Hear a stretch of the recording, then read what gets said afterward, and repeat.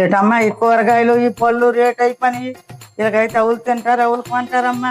పండించిన రైతులు తక్కువ అయిపోదు, తిని మంది ఎక్కువ అయిపోదు, రేట్లు తింపేట అవుతుంది.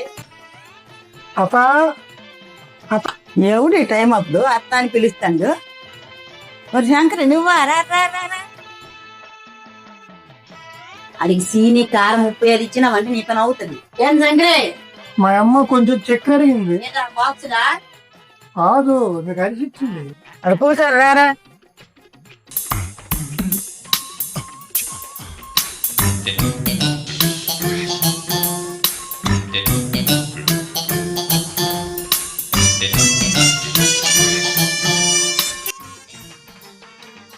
ఏడా మీ శంకర్ గారు?